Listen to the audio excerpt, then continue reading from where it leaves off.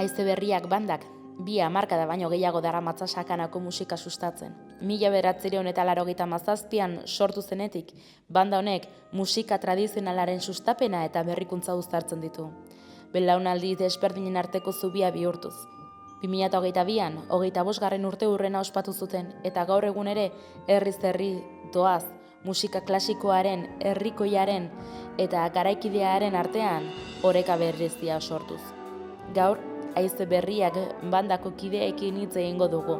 Euren ibilbideaz, belaunaldi berrien parte hartzeari buruz, musikaren transmisioaz eta publikoaren bilakaeraz.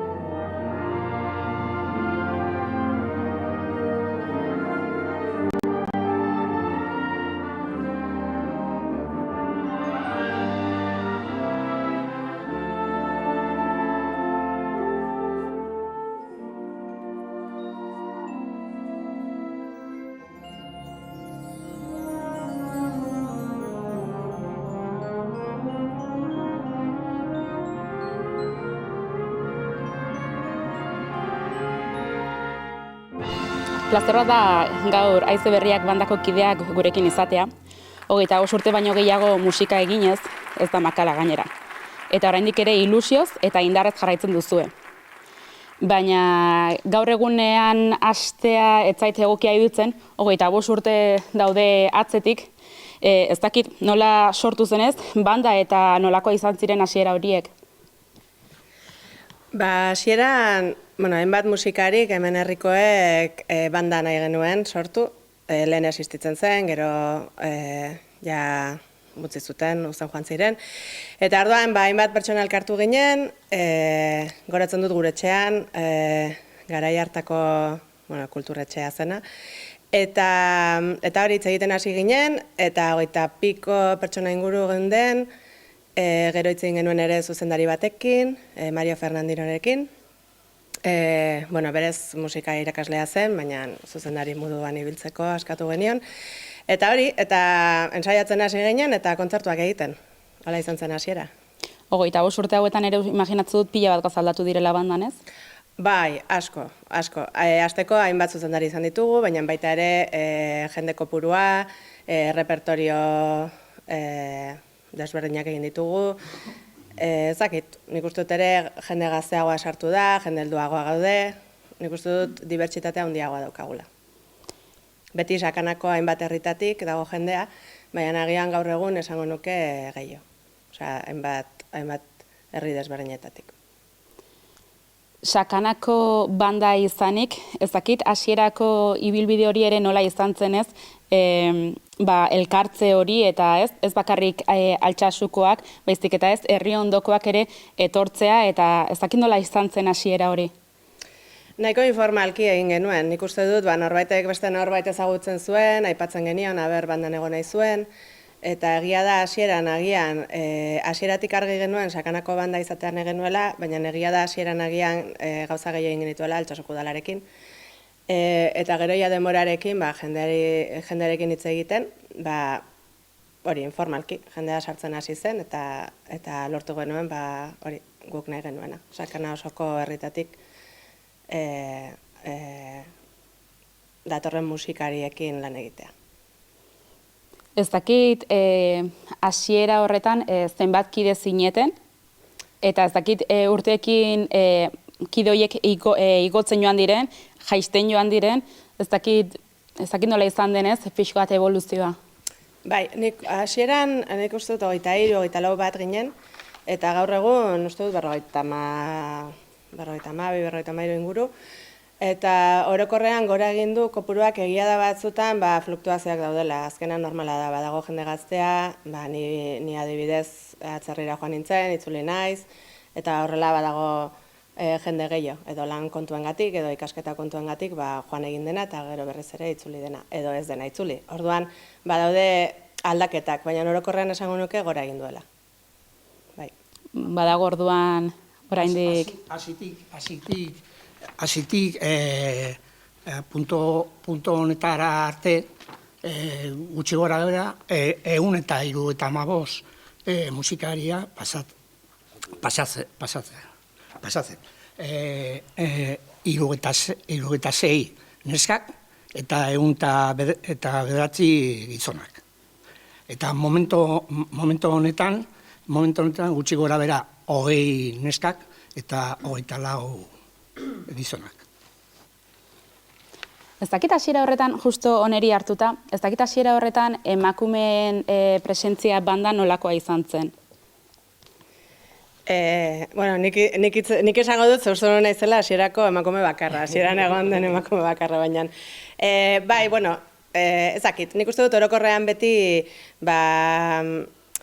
flautak, klarineteak eta bar, igual emakume gehiago goten gara normalean, eta gero metaletan gizon gehiago, baina hori gaur egun aldatzen ari dela. Adibidez, badaukagu Maialen, Lucia, Judania, hainbat pertsona, Maitan ere emakumea, baina flautista moduan ohikoagoa. Orduan esango nuke hobetu egin dela representazioa, eta gora egin duela, eta gainera instrumento guztietan, gehienetan, oraindik baten bat falta zaigu, baina bai. Ez dakit hasiera horretan ere, 25 urte pasatuak, gaur egun ez dakit zehazki 26garrena, edo gehiago? Pixkat gehiago, nik uste dut berez elkartu 86an elkartu ginela, baina gero hasiera izan zen pixka bat, pixkanaka. Datorren urtean, 30 urte. Ez dakit, 29, 30 urte hauetan, gauzak aldatu dira, eta ere egia da, orain dela 30 urte, gauza ere etzegola horren gaizki ez, baina ez dakit nola izan zen, ez, emakumeak sartze hori, aste hori musikan banda batean ez, hartzen badituzu bertze banda batzuk, igual 150 urte daramatzatenak edo gehiago, ez argazkiak hartzen badituzu denak gizonezkoak dira, ez? Eta emakumeen presentzia ere hor sartzea zaildu da, ez? Ez dakit honetan naturalki izan zen zerbait zen, egoerak ere horrela utzi zuelakoz, edo zaila ere izan zen, ez? Gizonak ikuste emakumeak ere bertara sartzeko aukera zutela. Ez, nik aldarretatik esango nuke ez zela inolako arazorik egon. Nik uste dut gehien bat zerikusia zuela badauden prejuizioekin instrumentoen inguruan lehen esan dudana. Agian normalago ikusten dugu emakume batek flauta bat jotzea, eta ez dugu normala ikusten emakume batek tuba bat jotzea adibidez. Nik uste dut gehiago hortik doala. Gainera alde horretatik nahiko gazteak gara beste batzuekin konparatuz. Eta agian 100 urte izango bagenitu, ziurrenik emakumerik etzela egon hasieran.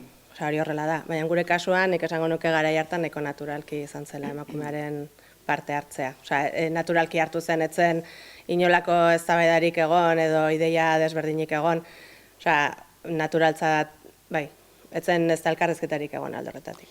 Erran bezala ez, sakanantza bete sustraituak, ze garrantzi duzuentzat hemen egotea sustraituak? Pasako dio. Irurtzun darra. Irurtzun darra horrela. Ez que gaude justo bi puntakoak. Bueno, oso interesgarria eta banda bat edukitzea sakanako baiara bat bezalako batetan. Azkenean herriak batzen gaitu sakana bezala, eta harremanak estutzen laguntzen du, eta gero musikak dena elkartzen du. Bai publikoa erakartzen du eta elkartzen du, bai dantzarako edo zertarako, eta bai musikari bezala elkartzen gaitu hori. Eta azkenean hemen horrelako talde potente bat izatea oso interesgarria. Askotan, aipatu izan duzu ez, tradizioa eta berrikuntza uztartzen dituzuela. Uste dut, banda askok ere hori egin behar izan dutela, belaunaldi berriak ere bertara sartzeko, hori da, nik uste dudana ez. Ez dakit, nola egiten duzuen ere gaur egun horrelako lana?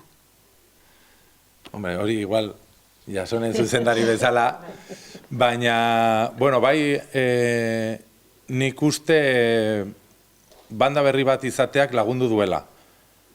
Ez izatea 150 urteko banda bat horrek lagundu gaitu. Eta gero ere izan ditugun azken zuzendariek ere hortan beraien ideia berriak sartzea guk utzi diegu, gustatzen zaigulako, eta gero publikoa ere ohitu dugu. Beraz, orain ja oso normala da. Jendea badator askotan kontzertura, esan ez, zerekin zer sorpresa daukagun gaurko kontzertu honetan, zer berezi egiten diguten bandakideek, edo orduan nik uste horrek lagundu gaituela. Banda gazte bat izateak, eta bueno, zuzendarien lana ere hor dago, beraiek pentsatzen dituzten errepertorioak, abesti berriak, modernoagoak, edo, baina bueno, gehiago igual kontatuko dizuei jasonek. Bai ez, horik egaletu behar nizun. Azkenean, zuzendari baten lana ez da txikia banda batean. Ez dakit ere lan hori nola egiten duzunez, etxean pentsatu hau idurintzait ongi dagoela bandan egiteko, ea zer erraten duten, ere ikaragarrizko lana dago. Nik uste dut aietz hori dela lan handiena, ez? Pentsatzea, azkenean repertorio bat pentsatzen ari zarenean, izan behar da bai interesgarria zuzendariarentzako, zuzendu alizateko eta interesgarria norberarentzako, baina gero ere pentsatu behar duzu musikariak ere gustora egon behar direla eta zerbait interesgarria izan behar dela musikariarentzat, eta gero gainera publikoari gustatu hartzaiona, ez? Orduan, nik uste dut, hitz egiten ari ginen ari horretara, bandek izugarrizko evoluzioa auki dute, zeren ezin dugu ahaztu lehen bandak militarrak zirela. Eta oso denbora gutxian, bandek auki duten evoluzioa izan da, lehen garai batean orkestak jotzen zituen obra klasikoen adaptazioak jotzen dituzten bandan, zeren ez egon konposatzailerik bandarako, Baina, eta ordan, karo, beti ari ginen, nik klarinete jolea naiz, eta banda batean jotzen duzuna, honek biolin bat bezala sonatu behar du. Esate duz, ostras, ez naiz biolina, ez? Ordan ikuste dut hor, izugarrizko lan egon dela konposatzaien aldetik, eta bandarako konposatutako gauza espezifiko pila bat daude eta azken urteetan gauza asko egin dira, ez? Ordan ikuste dut ere horrek asko laguntzen duela, eroso sentitzen, bandaren errepertorioa jotzen, eta nik uste dut horrek egiten dena ere errepertorio moderno bat izatea, ez? Ez horren klasikoa, eta egia da, banda hau, sorpresetara irekia dagoela beti. Orain egin berri dugu Aldapekorekin kontzertua, eta abestu behar izan dugu, publikoa gurekin abestu du, momentu batean ere txaloak egin behar izan ditugu flamenko moduan. Orduan nik uste dut, bai, banda oso irekia da, eta Arkaitzek esan duen bezala publikoa haitu dugu ere irekia izaten, eta itxoitea abertze sorpresa dagoen. Orduan, horrek ere esku sartze asko emate izu zuzendari bezala.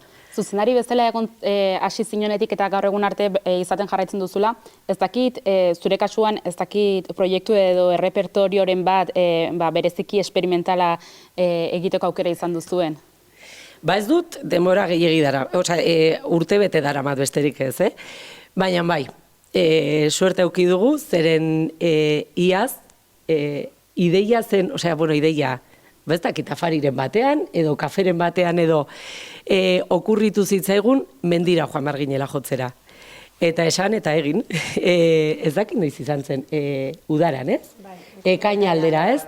Nik balkon de Pilatosera joan gine jotzera. Ubaba, bale, Ubabara. Joan, ez genuen gehiagi, orain pentsatu ezakezu, eta esan, ostra, astakeri bat izan daiteke, pues, ara joan ginen. Zea batzuk furgonetak montatu, eta ara joan ginen. Eta kontzertu bat eman genuen, jendea oso pozik egon zen, dantzatzen, egin genuen pixka bat amenoagoa eta jendea dantzatzeko, zeren zen Ameskuetako baiarako zea bat, baiararen eguna, orduan igotzen ziren erromeria moduko bat, eta orduan guk hor jo genuen. Eta horren arira, urrengo udaran, 26an obra bat estrenatu behar dugu, eta gainera hor egiteko. Orduan bai, erokeria dirudiena egin dugu. Eta bai, eta izan zen, oso esperientzia polita izan zen, oso polita. Imaginatzu dut, bai, joatera ikusi zirenentzako, bai, eta zuentzat ere ez, horrelako leku batean ere jotzea, eta azkenean, imaginatzu dut ere, areto batean jotzen duzunean, zuen soinua modu batean dela ez, baina leku ireki batean, eta gainera horren irekia den leku batean ere ez, soinua ezberdina da ez? Hori da, bai, guztiz, gogoratzen dut, geundela, tokia gainera ez da laua. Geunden aldapa batean bezala ikusten zenun jendea, hori siletan pixka bat horrela, baina esperientzian ikuste dut oso aberasgarria izan zela eta errepikatzeko gogoekin gaude, eta edozein gauza ikurritzen zaiguna, hori, naiz eta erokeria iruditu, aurrera eramaten dugu, orduan ez dugu gehiegi pentsatzen, eta lehen esaten genuen bezala, ez? Oso banda irekia da, jendea, bandakideak edozen ideia bota eta baiezkoa ematen du, orduan horrek askatasun asko ematen dit niri zuzendari bezala, eta bai, edozen ideia eman da. Berrikuntza hauetan eta gauz desberdinak egiteko lan honetan, ez dakit publikoak ere ze harrera izaten duen horrelako ikuskizunetara joateko eta? Oso ona.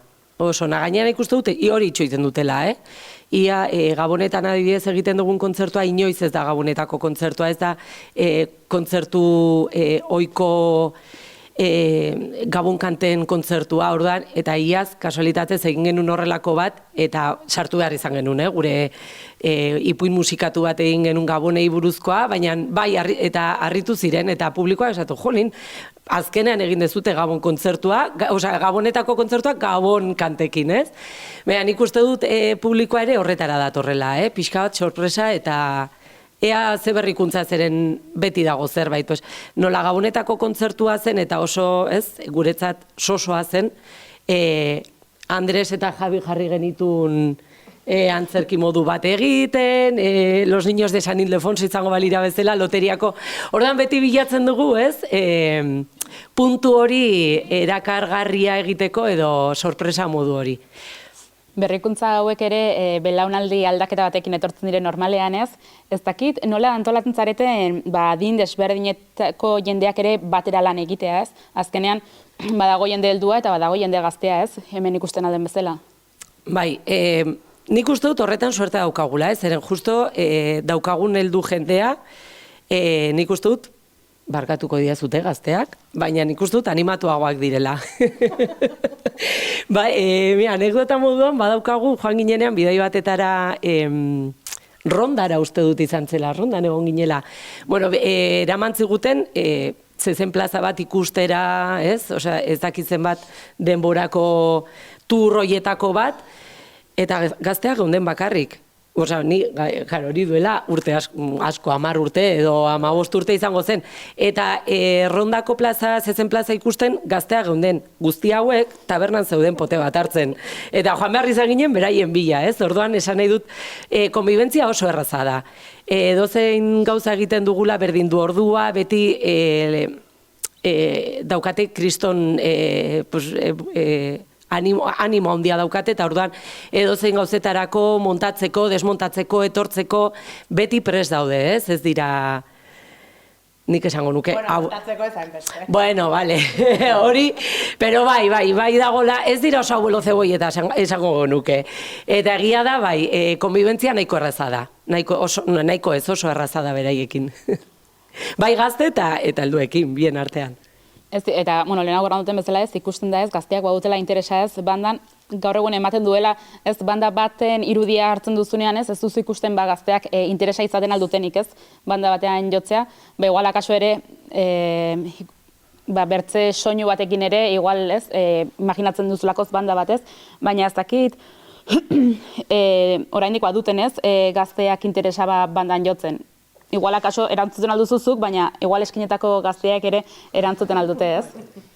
Bai, nik uste du gainera hemengo gaztek badaukatela konservatorioko esperientzia eta konservatorioan horritz egin dezakezute, ez? Ez dira oso ohiko kontzertuak egiten. Badira, ez? Orduan kontatu dezakezu pixka bat. Eta esperientzia bandan, konservatorioan. Eske da oso desberdina. Zean gaude, gazteak. Orduan, da guztiago como dinamika gehiago, da guztiago como jarraia. Eta etortzea gona da, eske oso desberdina zaude heldu gehiagoekin, eta bai gazteekin. Eta orduan, kontatzen dira ere esperientziak, guztia, orduan como giro desberdina zean zaude, kontserbatorian zaude ikasten eta zaude zure gauzetan. Osea, ez zaude beste pertsonen gauzetan ez ezerrez. Eta hemen da desberdina eta zaude gustorago, jende guztiarekin, dituzu farriak egunero, edo negarrak, edo guzti. Eta hori, baina da desberdina, baina hori, osea, guai, dago guai. Bai ez, barkatu, baina ere imaginatzen dut ez, kontserbatorioan zaudenean ere disiplina bat dago ez, imaginatzen dut ere normalean ere partiturak eta jotzen dena ahitz ezberdina izaten da ez, hemen jotzen dena ez. Igual, bandako denbora hauek eta hemen pasatzen duzen denbora entzaiatzen, igual ere burua deskansatzeko modu bat da, edo igual akaso horrela ere hartzeko modua duzue. Bai, osea, da hori burua deskantzatzeko momentu bat. Zazkenean, antzaude, hain zentratuta, partituretan, edo estudioetan, edo zure obretan, edo gero daukazula klase ez dakizer. Orduan, da kriston lokura. Dituzu 1000 gauza batera, eta orduan, izan behar duzu momentu bat, dizen, venga, joango naiz bandara, eta orduan hor, burua deskantzatzen dut, aldatzen dut nire txipa, osea, eta hori. Ze azkenean, hango ere partiturak asko zailagoak dira, eta behar dute bere denbora lan egiteko, eta hori. Zerk animatu zizun banda honetan parte hartzera? Bueno, Pues neriz ezagutzen nuen jendea, eta ere nire osaba dago. Orduan, pues, berak ere animatu zian pues, sartzea, eta ikusten nuelako pues, girona zegoela, eta pues, izango zela pues, beste esperientzia bat. Eta hori. Eta zure kasuan, zer animatu zizunez, banda batean parte hartzera ez? Nire kasua pixka bat ezberdina da. Ni ez naiz kontserbatorioan egon, orduan nik Altsasuko musika eskolatik netorren, eta hor zegoen egoerarekin nahiko desanimatutan egoen, eta musika betidanik asko gustatu zait, bainoan pixkat gustatu zitzaidan, ez nuen gustatzen, ez zitzaidan gustatzen. Eta orduan banekien Irune, ikastolako kidea izan da beti, eta honutza zetorrela, eta orduan nire amonari ere ilusio asko ematen zion, eta esan nuen, apuntatuko naiz eta apuntatu nintzen, eta asko gustatu zitzaidan, eta horregatik. Azkenean baita ere Altsasuko banda beti dago kaleetan, ospakizun guztietan presentzia handia dauka, orduan txikitatik ikusten duzu nolakoa den eta zer egiten den, orduan nik uste dut horregatik ere bai gazte asko anima daitezkela honutza etortzera. Ematen du berrikuntza honek ere gazteak ekartzen dituela bandara. Bai, nik uste dut, gero, azkenean engantzatzeko modu bada, esaten zuten, beraiek esaten duten bezala ez da bakarrik musika egitea, ez? Hemen azkenean egite dituzu harremanak, bestela ez genitula egingo. Nik hemengo harremanak, ni ez naiz Altsasuarra, eta orduan, olatzekin harremana izatea, edo Arkaitzekin Irurtzundarra dela, oso zaila izango zen, zeren lakuntzan bizi naiz, orduan, egiten dira harreman batzuk bestela naturalki egingo ez genitunak, ez? Eta orduan lotzen gaituena banda da, eta erabatetara edo bestela, ni adibidez amatasun bajekin eta ere kanpoan egon naiz, baina gero itzultzen zara. Bera joan da kanpora, lan kontuak da, baina beti daukagu ez, nexo modu bat edo punto encuentro, ez? Esaten duguna, eta beti da gaude hemen, ez? Eta horrek harremanak, musikala da noski, baina areago doa, ez? Orduan hemen familia txiki modu bat daukago, familia txiki bat. Aipatuko dut baita ere, ez grazia egin zidan, hemen Andres hor daukaguna, eta Luzia, ez dakizen bat urte izango zituen, baina oso gaztetxoa, eta biak hor zeuden elkarrekin eserita, Luzia bera imitatzen, eta eske hori beste inon ezin da gertatu. Osea, justo olako toki bat belaunaldi hain desberdinak eta hainbeste desberdintasun daukaten, urte desberdintasuna, iruditzen zait oso magikoa bezala, ez? Bestela beste toki batzutan ezin da. Ez dakit baten batek dakien erantzuten, ez dakit momentoren batean bandak bajoi bat izan duen urte hauetan, eta zerbait egin behar izan den jendea berriro animatzeko, ez?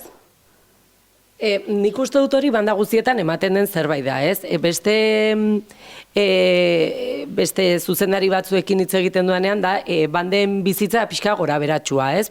Momentu batean dauzkazu pila bat trompeta eta klarinetak ez dauzkazu, gero bat batean ez dauzkazu klarinete pila bat, osea, da oso, ez?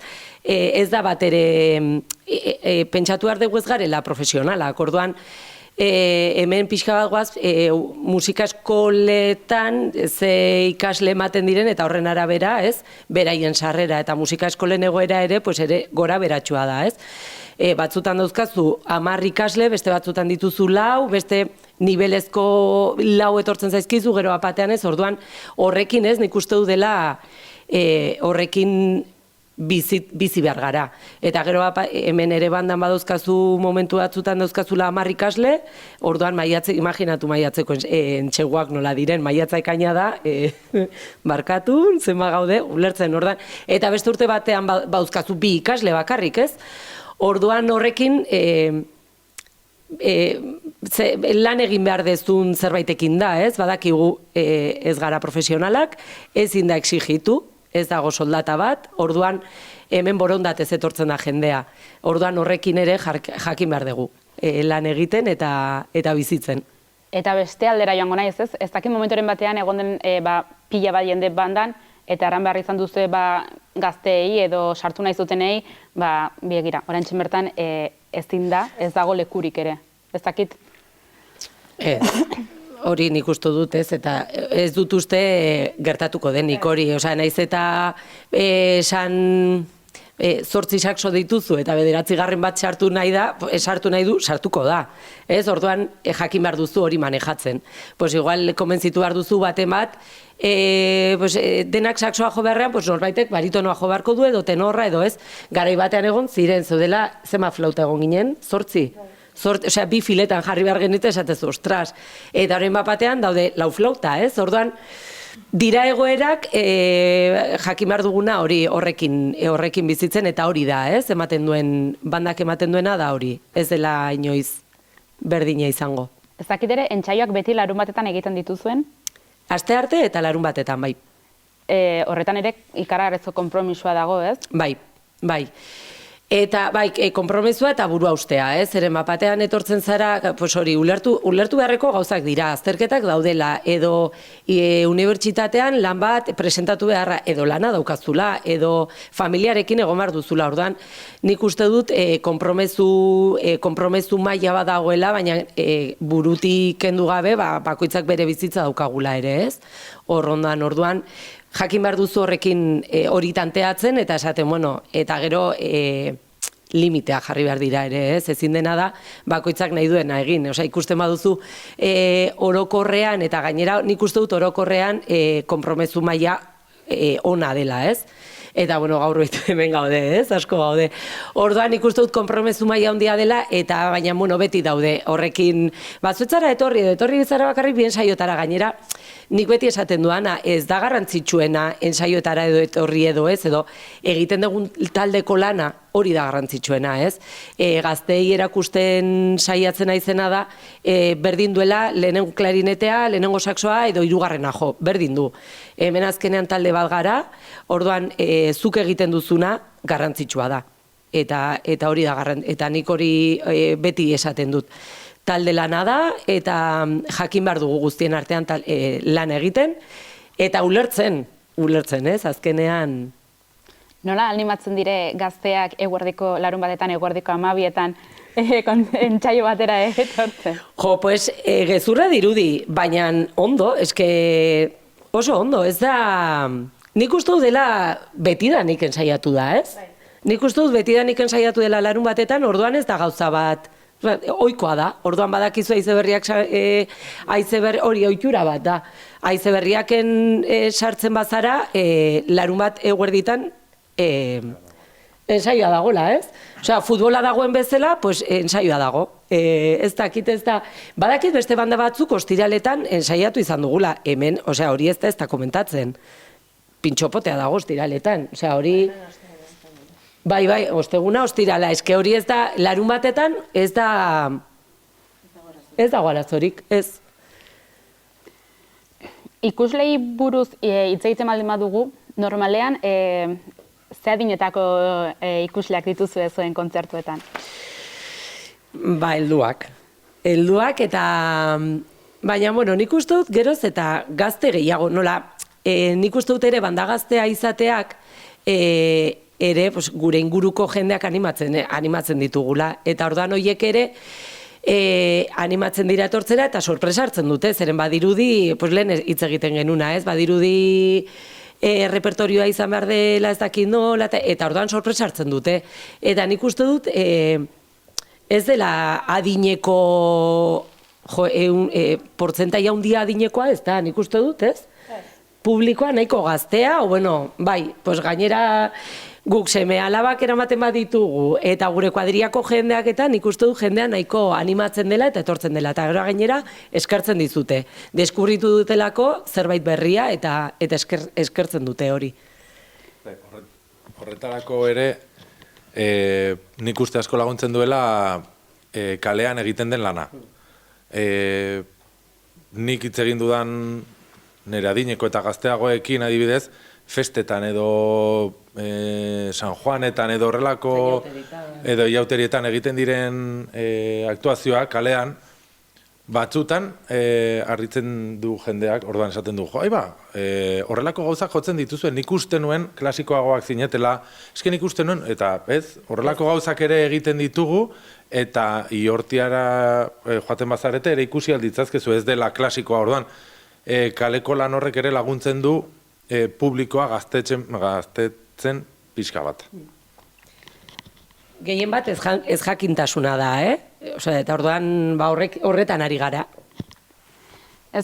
Kaleko lan hori aipatu duzu, eskatzen badizuet aukeratzeko kalean egiten dituzuen bateraldi horiek, fijoak diren horietako bat, jakingo zenuten aukeratzen.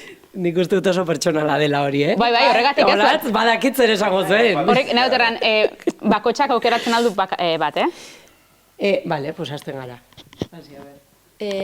Nik aukeratuko nuke San Juanak, ze beti ez daude hor, gero da supergiro polita, ze jendea dago afaltzen zure inguruan, dantzatzen, eta gero dago abesti bat, espezifikoki, oso famatua dena herri hontan, eta oso guai dago ikustea pertsonak dantzatzen.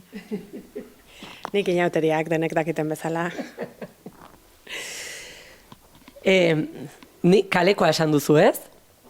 Jo, nik ez dakit, nik igual San Juanetakoa ere polita ikusten dut, ez? Eta bai, esaten duzuna Debako kale jira egiteko, eta da oso graziosoa, zeren lehenengo momentutik hasten diraia.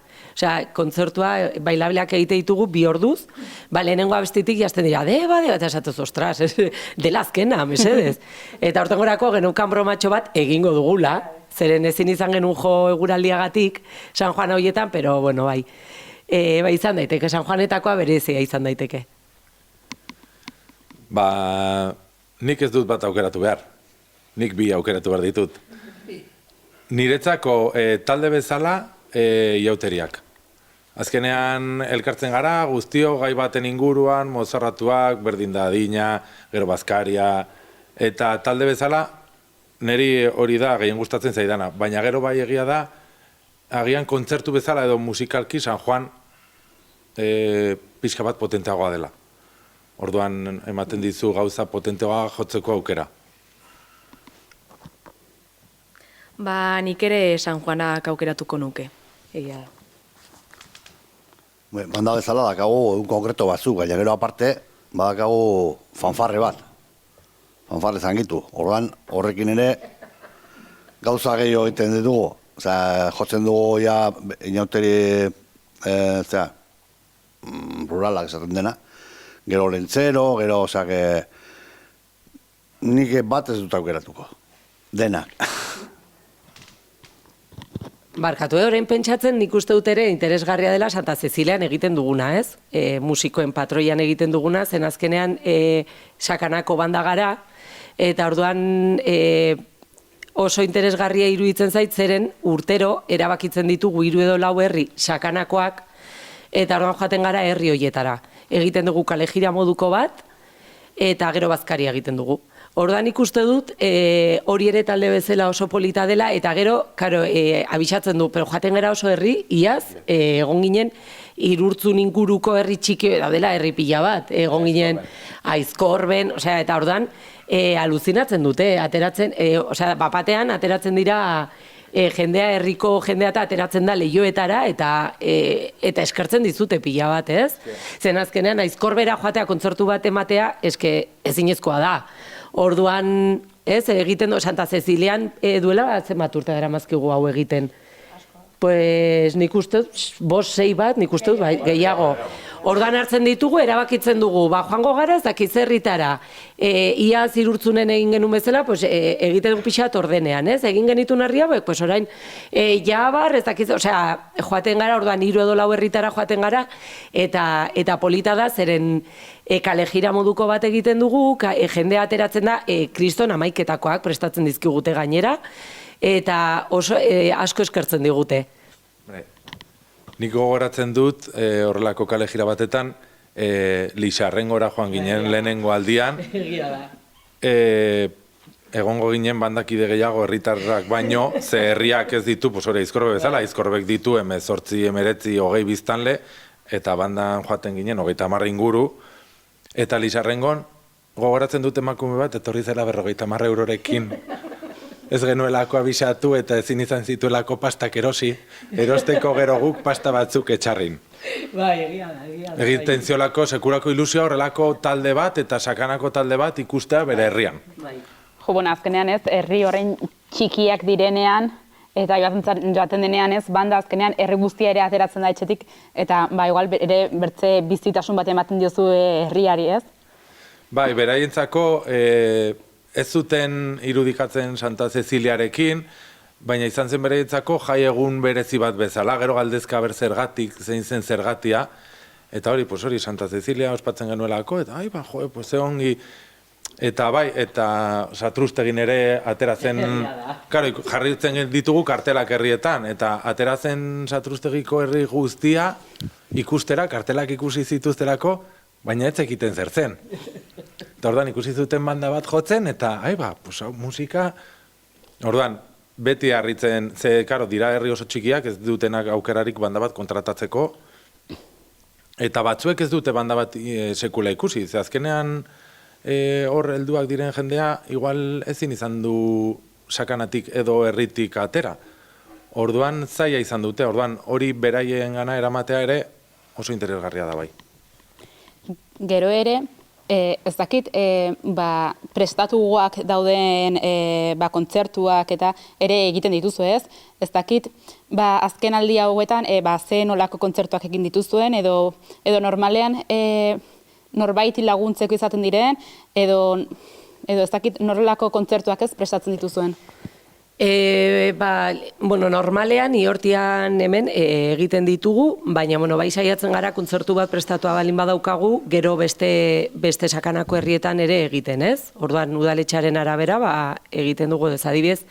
Prestatuak, kale jirak ere prestatzen ditugula eta bere garrantzia ematen dioguna. Honetzetan ere partitura horiek ere lehenagotik denek dakizkizuen. Nik oraino eskatzen bai dut, jotzea jakingo zenuten jotzen, ez? Deba joko genuen buruz, bai.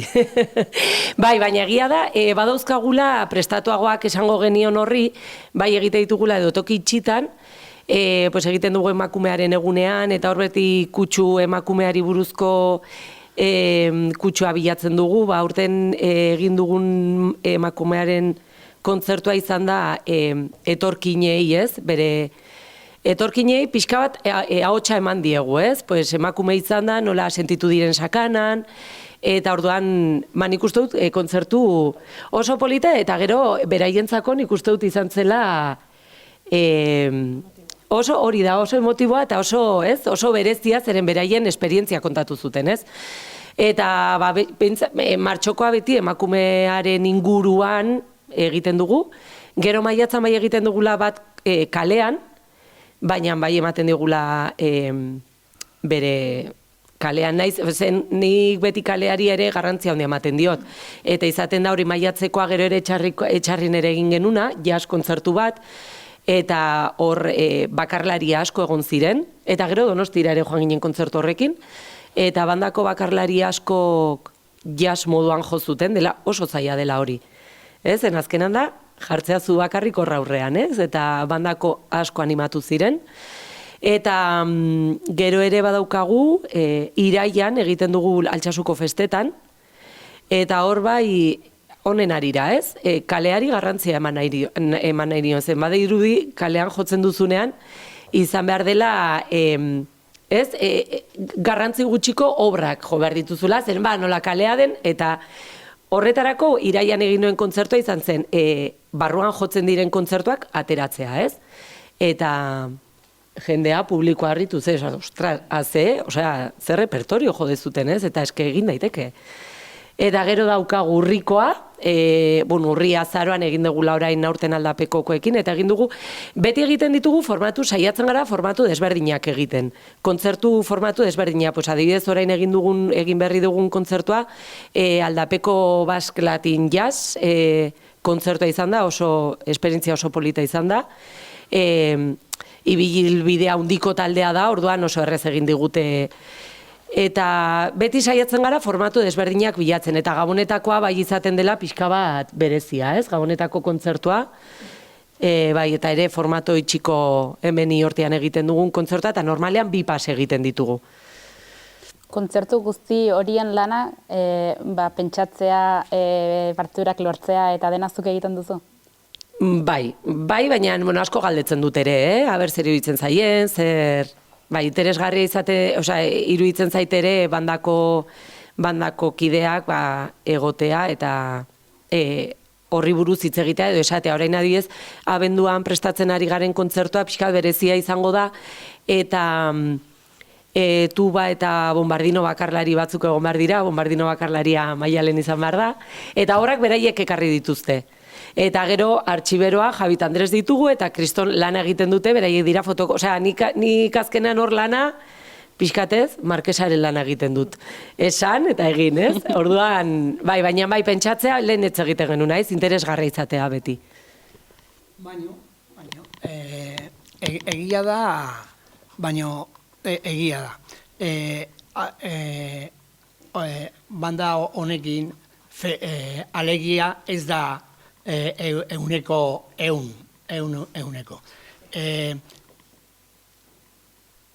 Hau, banda hau problema haundi dauka sakanarekin. Sakanarekin problema haundi estruktura politika. Estruktura politika daukagu, mankomunitatea daukagu. Baina, mankomunitatean, barruan, dauka zerbizio desberdina. Baina, kultura ez da zerbizua. Ez existitzen. Horregatik, ez daukagu konbenioa mankomunitatearekin, horregatik goaz sakanara kalejira, baino ez da bakarrik, osea, egiten bakarrik kalejira. Kontzertua desberdin. Bai, nik argituko dut, mankomunitatean lan egiten dut gainera. Orduan, ez bada.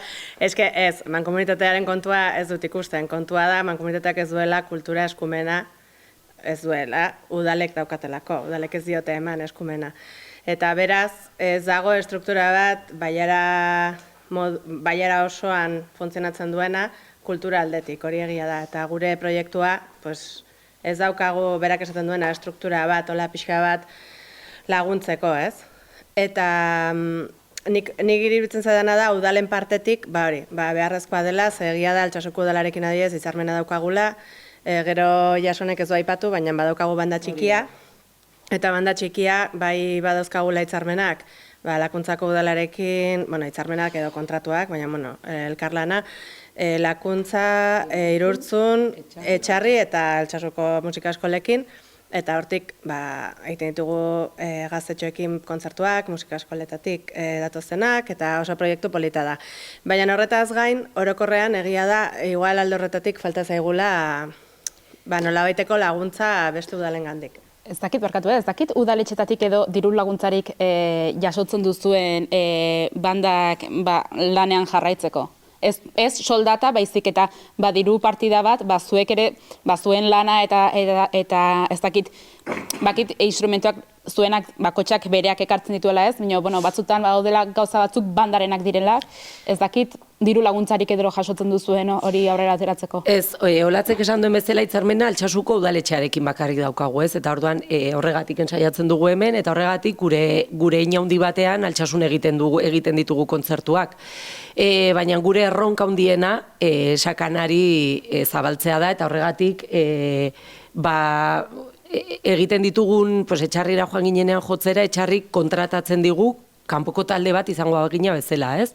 Orduan gure erronka handiena da sakanan zabaltzea eta sakanan hitzarmenak edukitzea herri desberdinetan, zeren sakanako banda gara, ez gara Altsasuko banda, sakanako banda gara, eta horrekin egia da herramienta polit bat eratu genuen banda txikiarekin, haize txikiak, eta horiekin egiten ditugu bi egonaldi bezala, ez? Bai udarako oporretan eta gabonetako oporretan. Orduan hor, badauzkagu hitzarmenak esan bezala udaletxe horiekin, eta orduan hortik bi egonaldi horietatik kontzertuak ematen ditugu herri horietan, ez? Orduan gure asmoa eta gure erronka handiena da beste udaletxe batzuekin ere hitzarmenak edukitzea, ez? Saiatu zarete?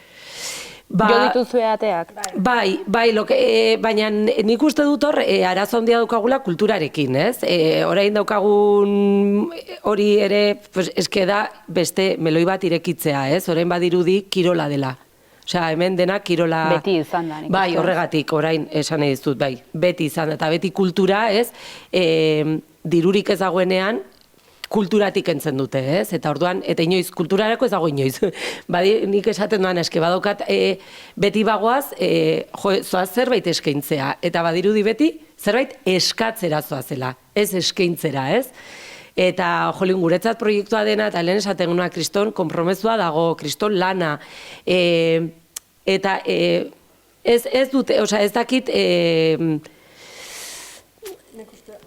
Barkatu, esan behar nuen, berak esan duenaz aparte, nik uste dut baita ere ez jakintasuna dela eta gertatzen direla gauza asko. Osea, niri gertatu izan zait, adibidez, ordezkari politiko batek esatea, berari etzaiola folklorea gustatzen, bandari buruz hitz egitean, ez? Eta esaten duzu, bueno, hori nik uste dut ordezkari politiko moduan ezin duzula horrekorik esan, nire ustez, baina, bueno, pertsonalki ideia hori izan dezake, baina eske gainera esan nion, eske guk jo dugu ACDC geikuko elizan. Pues eske, ere jendeak, bai, eta jendeak buruan daukana da hori, pasodoble batzuk jotzen ditugula, eta ja, ez? Eta nik uste dut ez jakintasuna oso arriskutsua dela, eta kultura arloan batez ere isladatzen da asko hori, bai. Bai, eta adibidez horrekin gazteei hori erakutsi nahi diegun zerbait da, ez? Eta adibidez aurrek urtean banda txikiko egonaldi horietako batean, bandako kide izan zen Peio Reparazekin, eta hitz egin genuen, eta noski etorri behar zen gazteei, ez, erakustea, ez? Eta esatea, musika egitea, zerbaiten parte izatea, non musikak lotzen gaituen, oso garrantzitsua dela, ez? Eta badaudela gauza gehiago. Kirolaz aparte badaude gauza gehiago, eta gu horrekin gaude, eta nik uste dut erronka horrekin gu oso garbi daukagu, ez? Eta Peiorekin hitz egin genuenean horri buruz gaztetxoik, banda txikian badaude 9, 14, 15 bitarteko gazteak, orduan, ostra, oso interesgarri eritzen zaigunez, Peio Reparaz etortzea horri buruz hitz egitea, ez? Berak noski baietz esan zigun, eta bueno, beste gauza batzuengatik ezin izan genuen aurrera eraman, baina bai, nik uste dut gure erronka dela, bai gazteei esatea horrelako toki batean egoteak ere oso aberasgarria dela, eta gure baiara honetan gaudela, eta hemen politikariei esatea hemen gaudela, eta garrantzitsua garela, zeren azkenean badirudi beti gaude horrez, baina batean festa batzuetan musikarik ez badago, gauza asko falta da. Eta ez gara oso konstientea zeren beti gaude. Ez, inoiz ez da egon, ez, festa batzuetan ez dago txarangarik, ez musikarik, ez bandarik, ez, hortan jartzen bagara, ez, baina hori, nik uste dut lana daukagula, nahi dugu baloratzea, sakanan udaletxek baloratzea daukatena. Batzuk baloratuko dutela, baina, bueno, hor gaude, lanean gaude. Ez, nik ere gainera aipagarria iruditzen zait, hemen gauden guztiok, hemen atzekoak, denak, nik uste dut bandaz aparte, parte hartzen dugula, gure herrietako gauza guztietan musikarekin, bai fanfarrea Josuk esan duen bezala, laukoteak, txarangak, osea, bandatik irten dira gauza pila bat. Eta nik uste dut hori oso aberasgarria dela herrientzako, Eta hori, Jasonek esaten duena, beharrezkoa dela hori balorean jartzea, ez, politikoek. Ongi iruditzen zaizue, nik uste mezu honekin bukatuko dugula, ez? Mezu honekin, bertze herrietako ere udaletxeak eta dena delakoak ere animatzea, ez? Eta kulturari bere behar duen espazioa eta behar duen apoioa ematen. Hori da. Ez dakit, zerbait geratu zaizuen zerbait gehiago errateko, edo mezu horrekin utziko dugu. Oso ondo, eskerrik asko. Eskerrik asko zueri.